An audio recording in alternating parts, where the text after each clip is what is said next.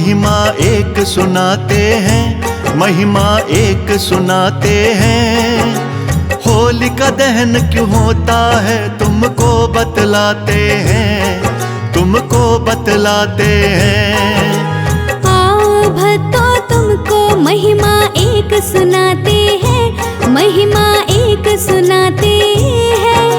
होलिका दहन क्यों होता है तुमको बतलाते हैं, हम कथा सुनाते हैं। होलिका दहन है महान, तुम्हें भक्त प्रहलाद प्रणाम, तुम्हें भक्त प्रहलाद प्रणाम।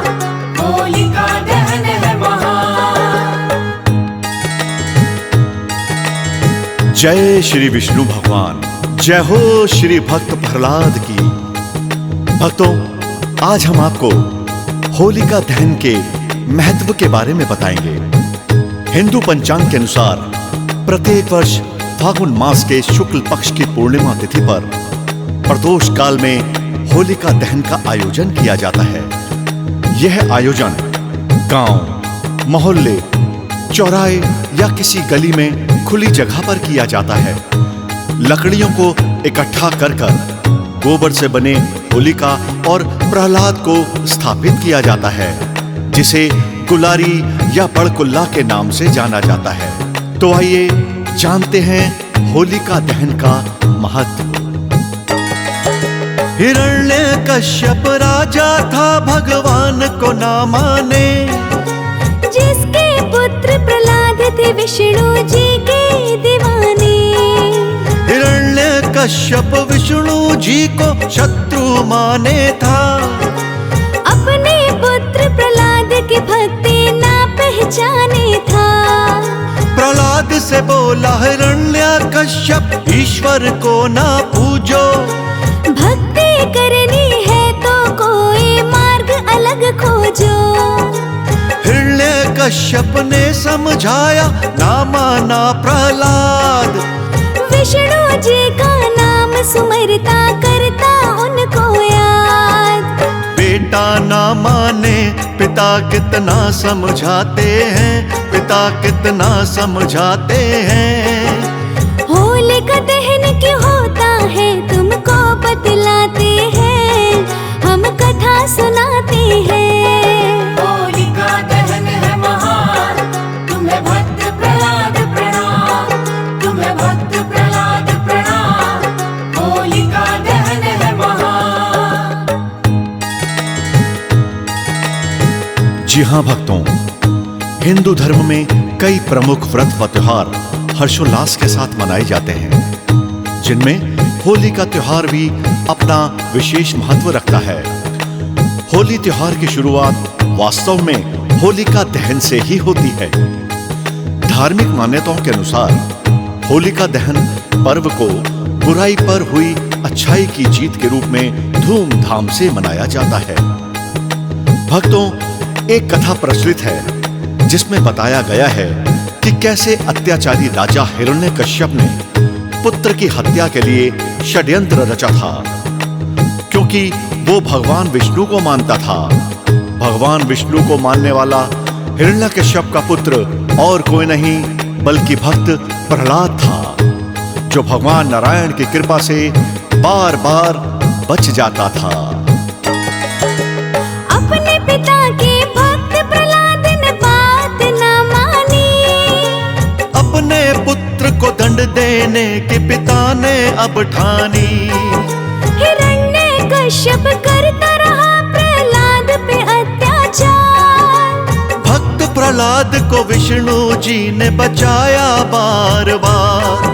हिरण्यकश्यप बेटे का जब कुछ ना कर पाया, अपनी बहन होलिका को तब उसने बुलवाया। ब्रह्मा जी से होलिका ने वरदान था एक पाया, भीषण अग्नि जला ना पाए उसकी कभी काया। हिरण्यकश्यप होलिका को फिर कुछ समझाते हैं, उसको कुछ समझाते हैं। होलिका दहन क्यों होता है तुमको बतलाते हैं, तुमको बतलाते हैं। होलिका दहन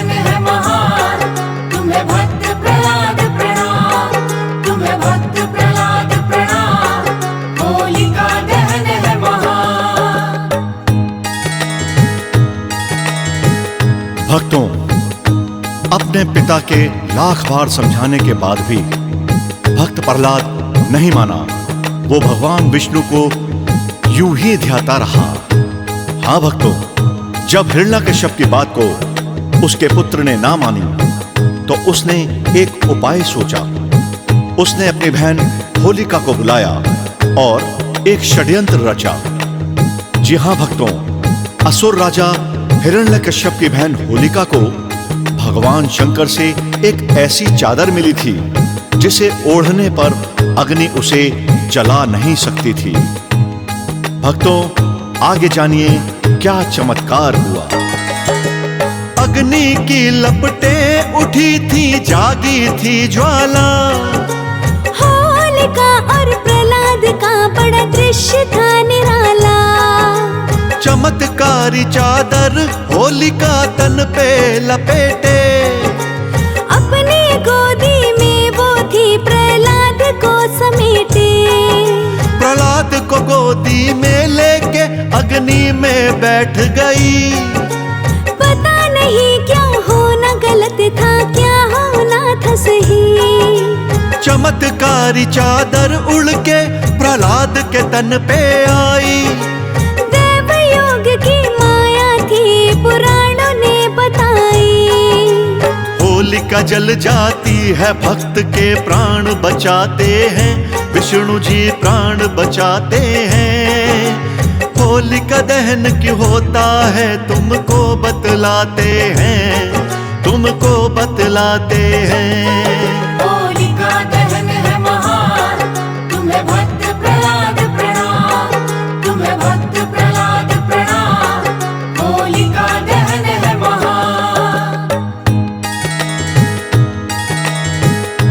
भक्तों, होलिका जल जाती है और भक्त प्रहलाद नारायण की कृपा से बच जाता है। उसी दिन से होलिका दहन का ये त्योहार सालों साल धूमधाम से मनाते चले आ रहे हैं। भक्तों, आइए बताते हैं इसकी पूजन विधि।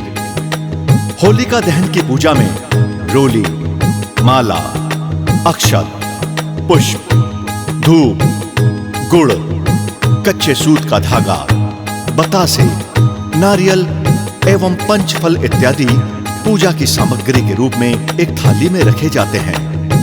इन सभी चीजों को होलिका दहन के समय होलिका के पास रखा जाता है। फिर श्रद्धा भाव से होलिका के चारों ओर 7 से 11 बार कच्चे सूत के धागे को लपेट दिया जाता है। होलिका दहन के बाद सभी सामग्रियों को एक एक करके होलिका में आहुति दी जाती है और फिर जल से अर्घ्य प्रदान किया जाता है। होलिका दहन के बाद पंचफल और चीनी से बने खिलौने इत्यादि को आहुति के रूप में समर्पित भी किया जाता है। भक्तों, होलिका दहन की पूजन की विधि तो वैसे यही है। बाकी जैसी श्रद्धा भक्तों की, वैसे ही अपने अपने तरीके से लोग होलिका दहन को पूजते हैं। उसी दिन से जुड़ा है भक्तों इस त्योहार का नाता। भारत वर्ष में होलिका दहन का पर्व मनाया जाता। बुराई पर अच्छाई का पर्व है ये प्रतीक। बुरा न सच्चे भक्तों का हो, ये मिलती है सीख। होली धुलंडी से एक दिन पहले ये बनाया जाता। अगले दिन होली को रंग गुलाल उड़ाया जाता। विष्णु जी हम नमन है करते तुमको बारंबार। सदा मनाए खुशियों से हम होली का त्योहार। हे विष्णु जी भक्त तुम्हारे दुख ना पाते हैं, कभी भी दुख ना पाते हैं। होलिका दहन के पूजन में हम शीश नवाते हैं, हम शीश नवाते हैं।